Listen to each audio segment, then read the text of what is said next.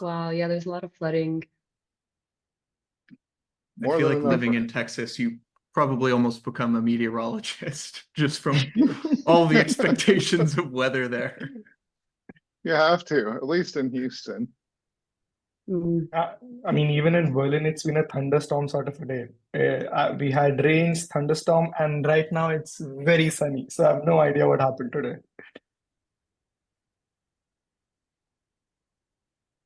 I know this Oh, is perfect weather in New York today. It's we had a rooftop event last night. It was phenomenal.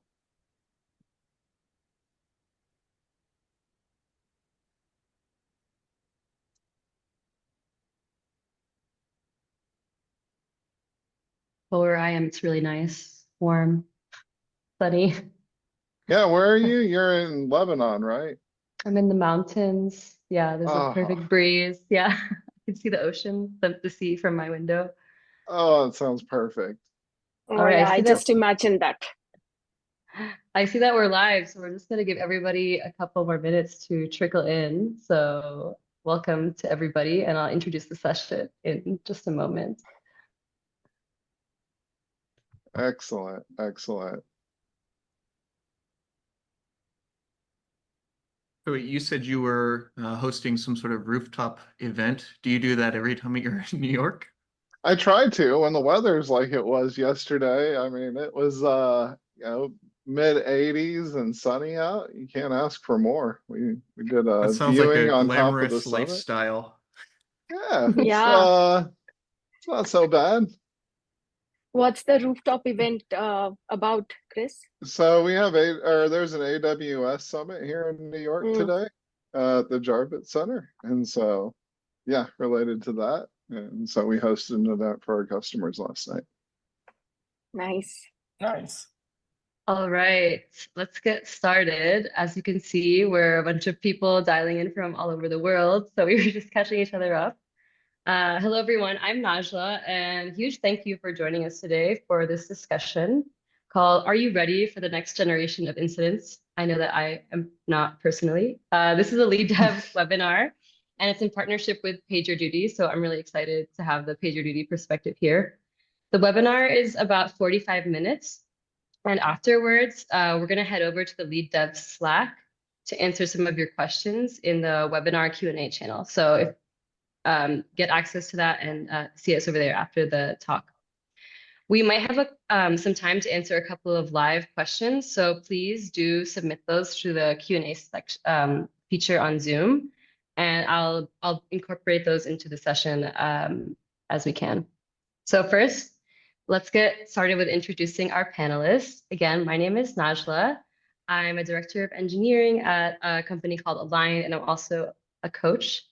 And I'm going to have the panelists introduce themselves, starting with Malika. Hi, you all.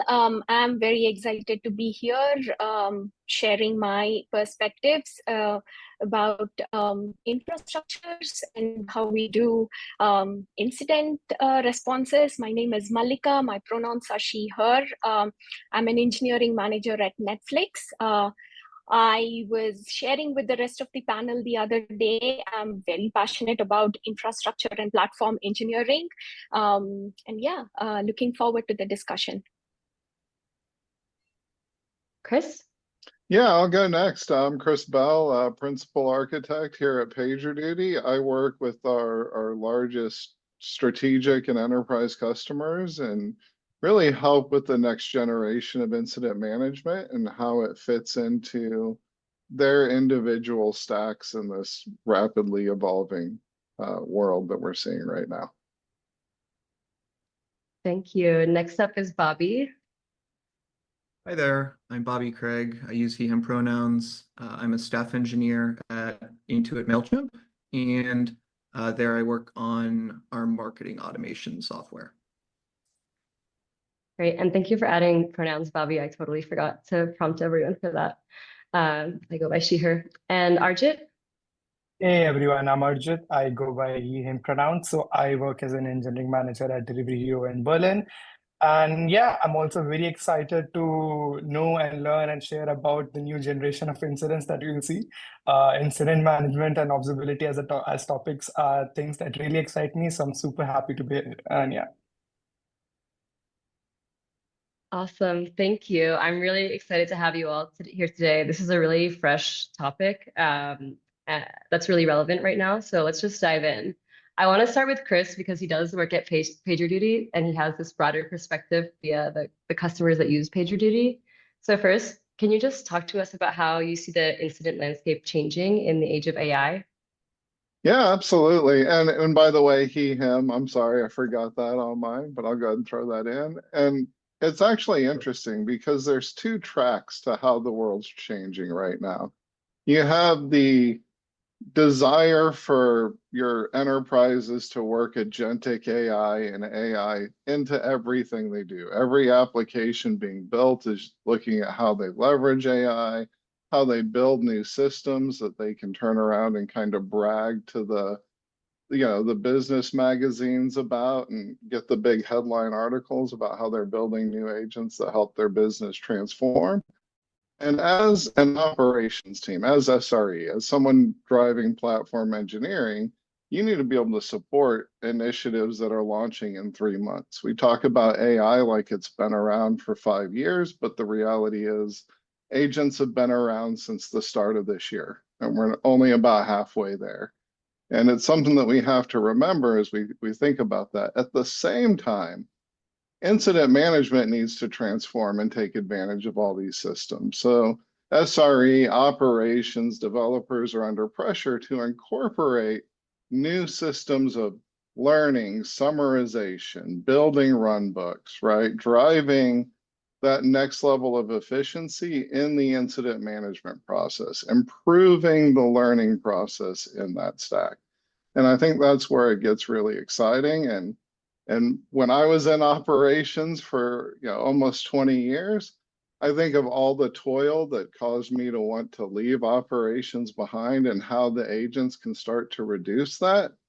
And I mean, for 20 years of my career, I've heard everything about do more with less, right? I'm sure everyone's heard that from every vendor on the planet. I really think we're looking at a world where we do more with more, where you have agents that support you in the tasks that drag you down.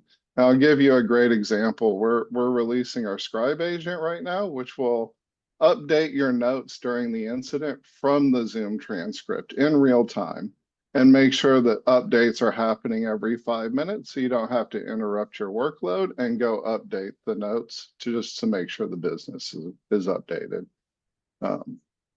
So yeah, it's pretty fascinating to see, and we're seeing that adopted across all our large enterprise customers. We're seeing what they're building, everything from integrations into knowledge MCPs that summarize run books as soon as an incident's triggered, that give dynamic SOPs to the SRE and developers, telling them who to engage in real time, and really reduce that cognitive overhead of bringing all that knowledge and information together across these complex enterprise systems.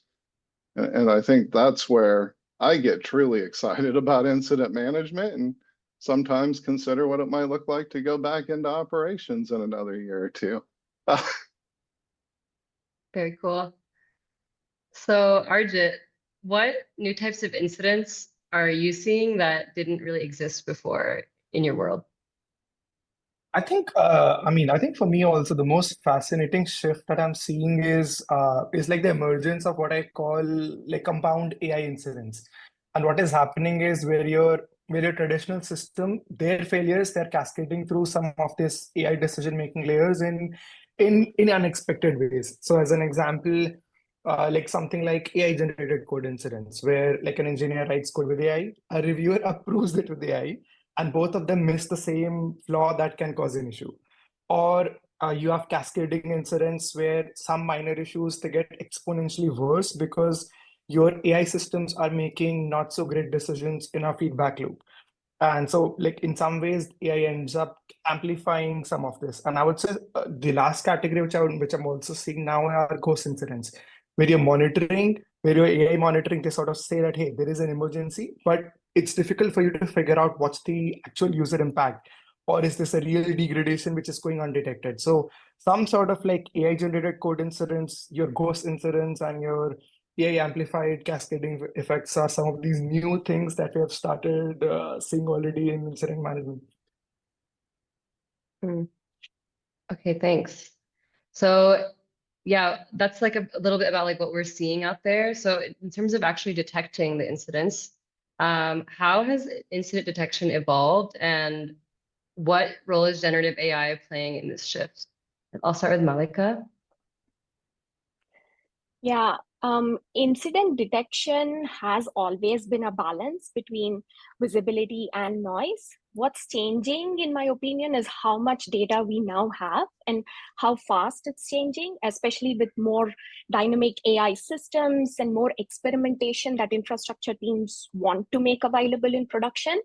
Gen AI is shifting detection, right, from rigid thresholds and static dashboards to more context aware, pattern matching approaches. We are starting to see models and agents as well that can summarize anomalies, cluster similar incidents, and even predict escalation paths. That's powerful. But only if it's grounded in a well-labeled high signal system underneath. For example, what used to be a rare edge case is now expected behaviors in dynamic systems because we deploy faster, ship more experiments, and rely on systems that adapt in real time. So that means that incident detection has to get smarter.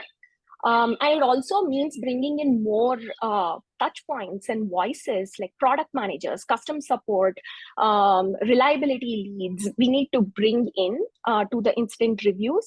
So classification isn't just technical anymore, right? It's also experimental in nature. And I also think a lot about tooling as we kind of evolve incident detection and how to kind of catch up with new trends. And in my opinion, and to Chris' point, the business sees these trends and technology and engineering teams catch up to kind of respond to these pivots. And it's up to us on how do we kind of balance our intuition and keep it rational.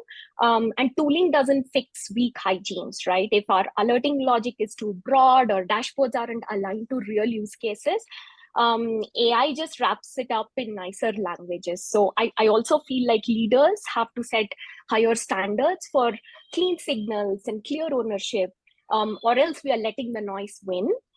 So that's how I see the incident detection kind of evolving with the AI trend, right, as we adapt to it. Yeah, and I really think that's a good call out, Malika. And especially as you look at the way we've kind of traditionally approached observability and generating noise, we put a lot of cognitive load on developers and SRE teams to reduce the signals coming in, right? And really tune observability to get it as good as possible. But there's this push-pull relationship with enough data to make sure you don't miss something without generating too much noise. I really think we're moving to a world where the 8 million suppressed events that we see that generate 8,000 alerts in a common environment will transition to where an agent is fine looking through 8 million events and deciding that really only 4,000 alerts need to be created. And that's where I start to see this shift. I don't think we're quite there yet, but I think that's where the direction's headed. I want to quickly add to what Chris mentioned here. This is something exactly we were seeing when we tried to scale Twitter search. I was managing the search infrastructure team then, and we had hundreds of alerts firing for symptoms instead of causes.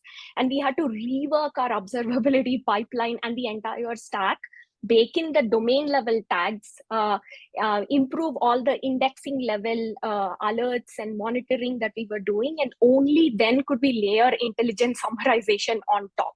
So that's when really the incident load really started to drop, right? So +1 to you, Chris. I am kind of curious. No, go ahead, Bobby. Yeah, yeah, to Chris, I'm kind of curious. I feel like there's an opportunity there for good. So I guess you could cut out bad things, but also you could cut out like good things that are high signal. How are you seeing teams putting like guardrails around that sort of thing? Well, and that's actually where you start to see where we saw some mistakes early on in that early pullback where it was heavily manually driven.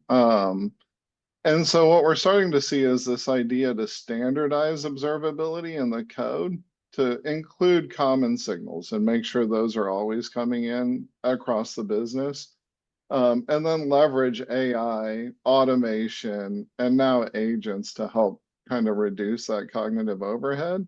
But what we're also seeing is leveraging that data to make financial decisions around observability, right? If you have a tier 3 application that's running a full synthetic every 60 seconds, that's costing the business $100,000 a year, is there an opportunity when you're throwing away 90% of that to reduce that to a 10-minute interval and save yourself $90,000, right? So you start to connect all these dots together.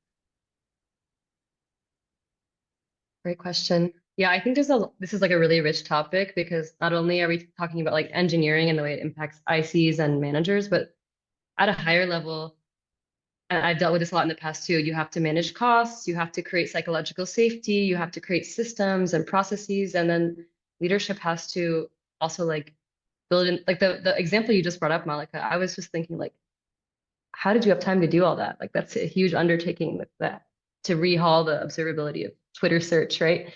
So maybe we can get to that a bit later, because it's another big topic in and of itself for sure.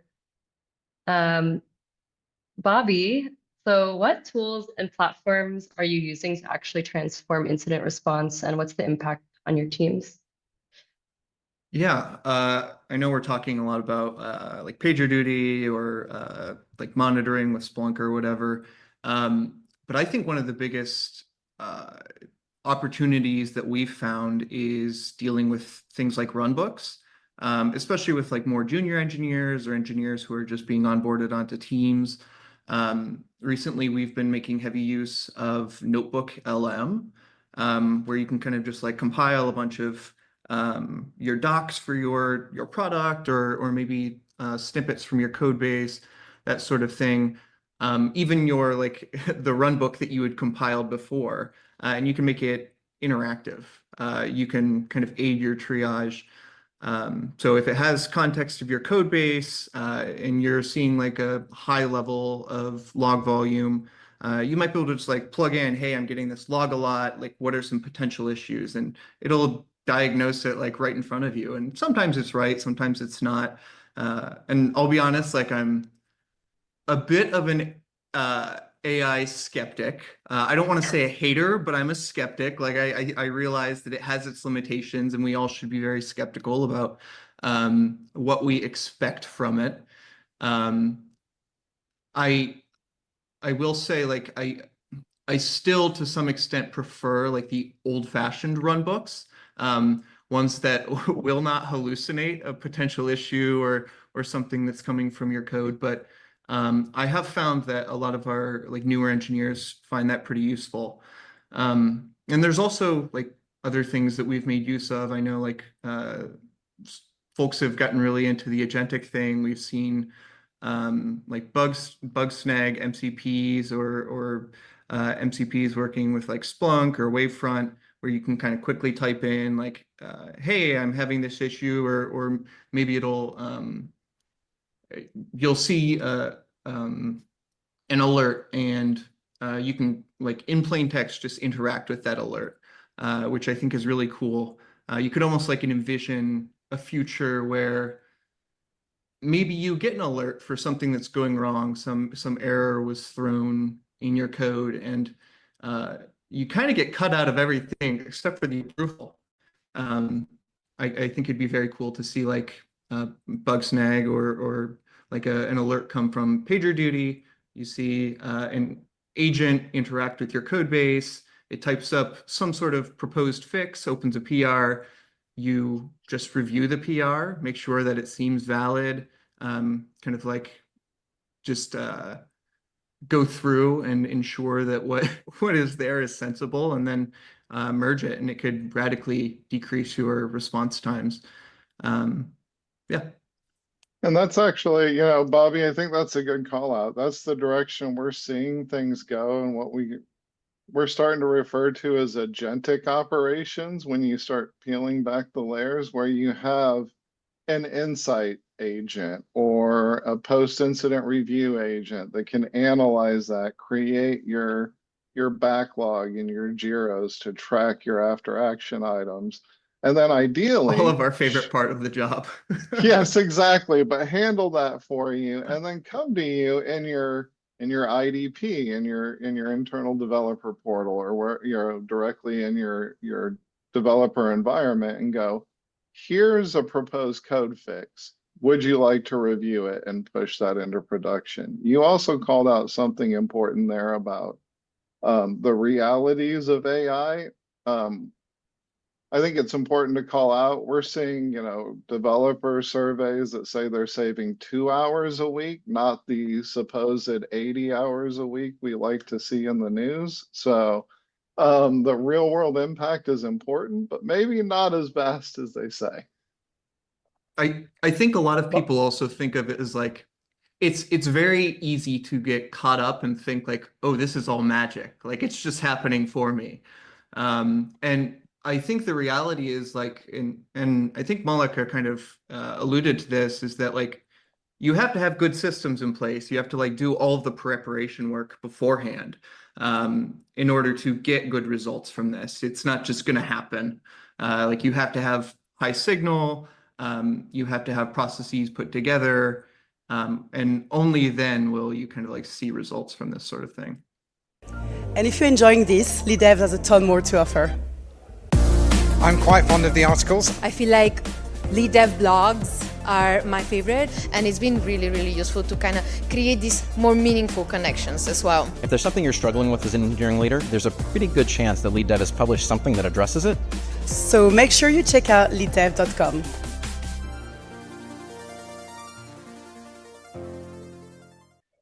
And I really Bobby, love something that, oh, sorry, go ahead, Arjit.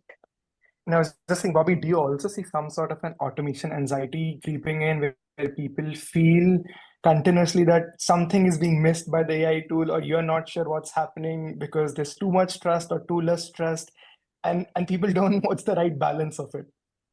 I've not like personally like talked to people about it, but I've definitely felt it, and that's probably why you said like whenever I said like I would prefer to just use the run book directly, because I know like what is in the run book is correct and has been written by a human, has been verified, and I know like there's not going to be some like bash script or command line thing that's like just completely erroneous and is going to drop all of my databases. Like I think that a healthy amount of skepticism, as I said, is good.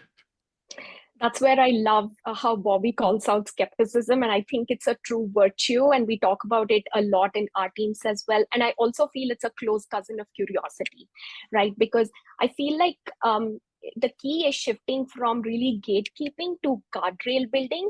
And we don't really need to pre-approve and build for every UI AI use case, but it's more about, can we set strong safety boundaries and early enough? For example, it could be something small like building self-serve experimentation platforms, and very iteratively, where we expose key abstractions and wrap them with validations, maybe synthetic tests or rollbacks and frameworks like that. So teams could move fast without constantly depending on infra or like platform personnel. So I feel it's also so much about not slowing things down, but allowing for things to safely and maybe efficiently move forward without really feeling that pressure, right? Awesome. Thank you. So now, just getting back to the people aspect, I really want to know what you guys think about how engineers are being impacted by this. Is it like helping with reduced cognitive load, or is it like more AI, more problems? Like, Arjit, tell me what you're seeing on your team. I think this is genuinely where it's getting really interesting, because I do think Like on one hand, there is some reduction of cognitive load. Like you have run books, you have like summarization of your incidents. Like for us, it's a good win also has been like alert correlation. So we are able to figure out, hey, this incident is probably related to this incident, and that helps. So there are genuine good wins there. But I think what I was asking Bobby as well, I think we're also trading stress that is familiar to us for unfamiliar stress. Like I used to worry about system that this is a system I understand very deeply. I exactly know what is happening. And at this point in time, there is also a layer of that there are some black box that can fail in ways that I cannot truly understand. So like for me personally, the biggest psychological shift is like this continuous worry that hey, I'm depending on this tool, but maybe it's missing some crucial insight, or maybe it's making an actively worse decision than what I would have made here. And that means, would I catch it until it's too late? So there is definitely that new category of on-call engineers who are more empowered, but also more paranoid. So like it's the whole bit about how we look at operations itself is sort of changing. And I think the other part of this in my head is we are also trying to build, and like Malika said, like trying to build these guardrails. We're trying to train engineers to treat AI as a teammate, like not some oracle. And I think until we like take away that part, that you have some sort of healthy skepticism with the people you're working with, like treat AI like that, not an oracle, and like have a human sanity check, right? Reduce that anxiety of blind trust. I think that's one part. And what we are also with something we had to establish very recently is just clear escalation paths when your gut instinct is not is sort of conflicting with what is AI recommending. Like involve humans there. Like let your rituals exist. There are parts of your rituals that are valuable. So for instance, for me, writing the incident report is useful, not because I can't ask an AI to generate that for me, but when I write it, I'm able to understand how the systems are actually behaving. So for me, that is less of a toil than it feels like. So I think just dividing into this is toil for me, this is actual valuable work, and like picking your battles accordingly. I think Thank you. it's ironic that the people who can seemingly benefit the most from all of these like wonderful AI tools, like junior engineers or folks who are new to the team, are also the ones who are going to be burned the most by those same tools if it hallucinates or something bad happens. So yeah, I love that. Don't treat it as an oracle. Treat it as a teammate. I think that's a really good insight. I love the teammate aspect, right? If you've ever worked with junior engineers or run a team of fairly entry level or newer to the industry employees, you understand people make mistakes, and you would not blindly turn over your operations to someone who's 30 days out of college and 3 weeks onto the job, right? And don't do that with AI either. Trust and verify at every stage. Yes, I totally agree with that mindset and mental model. I also like to think about automation, and to Arjit's point, specifically AI automation as scaffolding, and it's not a substitute per se. We can leverage the AI models today, or maybe the AI agents tomorrow, to handle the repetitive and the well understood, but we still need to leave space for judgment and intuition in ambiguous situations. And we want to build for that. We want the tools to accelerate human decision making, but we don't really want to bypass it. So to Bobby's point, I think something that we invested in was also to introduce something called shadow incidents, to just make space for learning, where teams walk through previous incidents and manually trace through these detection, response, and the recovery, the whole end to end. It just gives the newer engineers a safer way to kind of build that muscle as we adapt toward the newer mechanisms, where we adopt the AI tools for more coding and documentation processes per se. So yeah, good points there. 100%. I absolutely agree with Malika on that. And I feel it's also that case that we really need to like treat this whole adoption like some sort of a cultural change as well for all of us, and not just a tooling change. And I think if we look at it only as a tooling change, we're probably gonna be burnt by it. So I think just thinking that this is a bigger cultural change that is happening, and we need to like be confident, learn, adapt, and stay connected with all of this is probably a lot healthier way to go about it. Yeah, I think there's a big trade-off between like operational efficiency and taking care of people sometimes and like centering people in the problem. But I really do like the idea of treating AI like a teammate in that like if it's writing code for you, you're still doing code reviews and you're still creating that domain expertise and depth within the team and you're creating that redundancy in order to build those investigative skills for later as well. So yeah, it's really encouraging to see like this group of leaders on the same page, which is great. So yeah, since we're talking about tooling, Malika, how do you actually make sure your team doesn't lose their agency or their depth with all of this automation and tooling? Yeah, I think it gets down to how are we respecting the value of operational depth. So smart tooling is a gift, and I think we should leverage it and optimize for it wherever we can. And even before the Gen AI trends, I think we've been thinking about it as engineering in various formats. But if you're not careful, especially with overusing AI and in places not necessary, where judgment is not applied carefully, it can de-skill our teams. When systems don't work too well, engineers should be able to get in there and use their exposure to solve those problems. And if we are not enabling that space for our teams, then we are not doing right by the long-term view of how we want these infrastructure systems to evolve. So that's a real risk, especially during edge case failures, which are those P0s for the companies. And like I said, I really think about automation and these tools as scaffolding and not really as something in lieu of what we are doing right now. For example, at Twitter, we automated a lot of our recovery flows and incident classification, but we also made it a point to rotate engineers through, operation squads and incident reviews. They didn't just have the tools, right? We also helped create that space so that they could shape them and not just use them. So that built a different level of engagement and investment for the engineers. So that way the operational intuition stayed strong.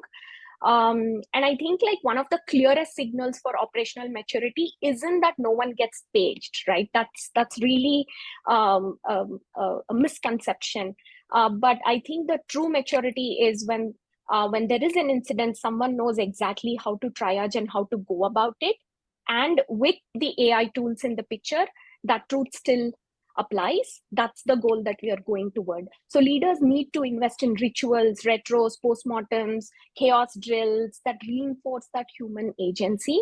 So the smartest tooling in the world won't save our engineers that cognitive load, and we don't want our engineers to kind of feel like passengers. The goal is confidence and not complacency, right? We need to bring our engineers to feel more confident and intuitive about problem solving and not lose that in this journey. So overall, that's how I kind of approach tooling to have a more organic evolution towards the long-term future states.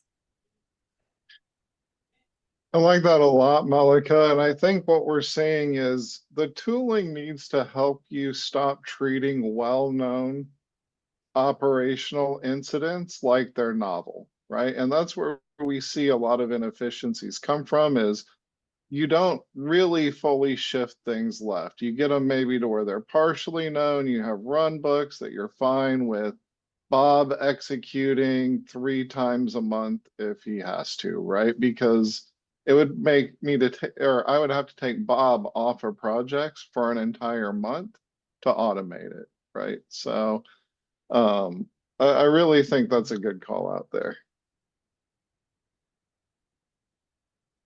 Well, and by the way, we just have 10 minutes left, so if anybody has a question, please drop it in the Q&A. I wanted to throw in this question for anybody to answer. What scares you most about this shift into AI with respect to incident management? So I'll double down on what someone said here a minute ago and say the hallucinations and the mistakes that the junior AI agents are going to make are going to impact the people who need to learn those skills the most. So the people entering the space now who are going to be using those tools that we're going to be relying on, 10 years from now, that skill gap scares me, right? Who's going to write the human validated run books for AI to learn from? Similar lines for me, I think loss of operational intuition, which was a little bit what Chris was alluding to as well, right? When AI summarizes root causes or triages incidents for us, there's a risk that engineers stop digging deeper. And that's my concern that I kind of keep an eye out for to avoid there's an anti-pattern. Over time, this atrophies the team's ability to reason through unknowns, which is exactly what you need when something novel breaks. So I think AI is only as resilient as the humans behind it. If we lose the operational depth, we do lose that resilience. So that's a threat that I would kind of caution toward. I know this panel's supposed to be about response, but I also think like with response comes like prevention as well. And I think that's a big part of things. I think catching something before it becomes an incident and not having incidents is the best incident strategy. And I've seen a lot of like pull requests come through where like I commented on something and I was like, hey, like, why is this in here? Like, what is this even doing? And people were like, I have no idea. Cursor did this. And I think that's problematic. And so like, if we can also like on the other side, like make sure that we're not shipping things that we haven't reviewed. If we can leverage AI to like review things, but like not depend on it entirely, that's also a good approach to this. Yeah.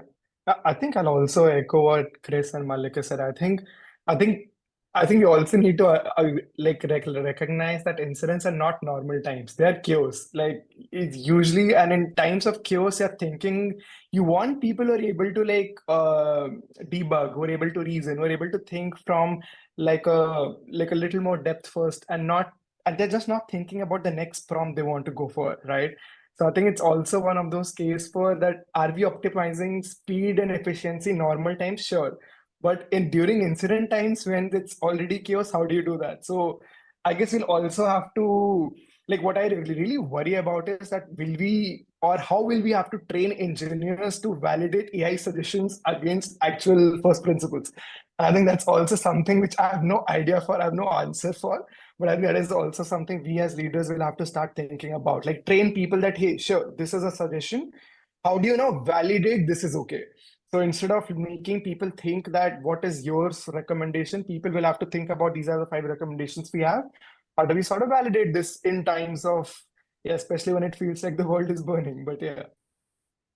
Yeah, I always, to me, it reminds me of phone numbers, right? Before smartphones, I remember dozens of people's phone numbers off the top of my head. I cannot remember my wife's phone number today to save my life. And that is because I am so reliant on the technology available to me. So let's make sure we don't make that same mistake again.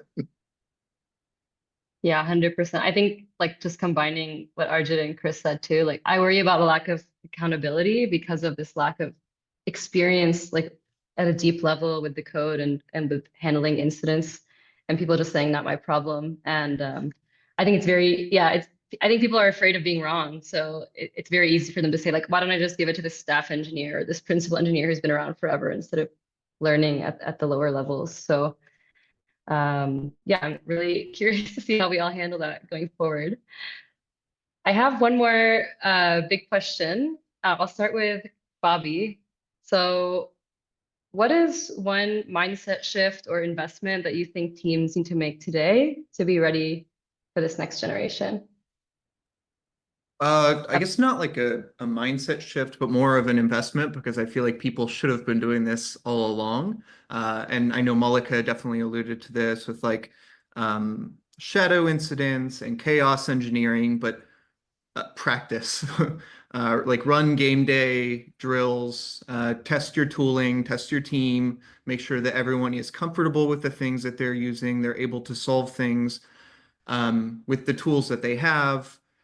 Yeah, like you wouldn't release untested code, so you probably shouldn't like release like untested engineers on your code base either. Yeah, QA the process, basically. I Mhm. love that. Chris? Yeah, I think really what I'm seeing a huge movement right now is moving more and more of your operations and observability into code, so that way you can be more nimble and get closer to the developers and the engineers who are building the applications and work in their language, right? Contain metadata in the root of your GitHub project that provisions your schedules, your run books, that ties everything together. So that way you're building this dynamic knowledge repository that can generate a dynamic service graph that if you're unfortunately, like many organizations, chained to a CMDB, your engineers are helping reinforce that rather than, being beholden to a CMDB, which is what you want to avoid, right? So I think this shift that we're seeing is going to be big. I'm a huge proponent of what I'm seeing in the internal developer portal space. So if your organization isn't looking at that, I would highly, highly recommend it. We're seeing that as a major leap in operational efficiency. Malika? Yeah, I would say use extreme judgment in deciding when to use the AI tools and when not to. And really treating resilience as a product and not a byproduct. Too often we think of reliability as something we react to after an incident, after a launch, or after we hit scale. But the next generation of incidents driven by AI complexity, especially as we are going into it and adapting into it as the first generation, I think cross-team dependencies and faster release cycles, it just requires that proactive shift. And most importantly, invest in that mindset for your teams where all of us can own reliability, whether we are writing the product logic or designing an ML model, it doesn't matter, right? Resilience should be a shared standard and something we build pride around. I feel like those teams will thrive, which are not really avoiding failures, but the ones that are kind of ready for it and every step of the way learning and iterating in small formats and functions. So yeah. Yeah. I think for one small mindset that I'm trying to think that I would want to add is like, because I'm still a little more on the skeptic side of it, I would want to add some sort of human override protocols in all of these workflows. Like even for my automated runbooks, let's say it has 20 steps. Maybe at step 5, when it's going to be updating some key in some database, I would want like a human assisted protocol until we get a lot more. So instead of like a fully automated runbook, have some of these human assisted judgments as checkpoints in your policies or workflows. So like some way to override so that it doesn't become a case of, oh, I just executed this and now this is doomed and I have no idea which step do I need to revert to. Thank you all. That's the end of my questions for now. I hope if you're watching this, you learned a ton like I did. This is a topic that we're all learning about in real time, it feels like. So I don't think there are any straightforward answers. And it's kind of like we're all figuring it out together. But it's so cool to see like both like engineers and managers from really like reputable companies here talking about this. I'm excited to continue the discussion. So you can head over to the lead dev Slack, and the channel is called Webinar Q&A if you want to interact with anybody on the panel. And thank you all so much. Thanks for joining, and we hope to see you next time. Bye. Thank you all. Bye. Thank you all. Bye.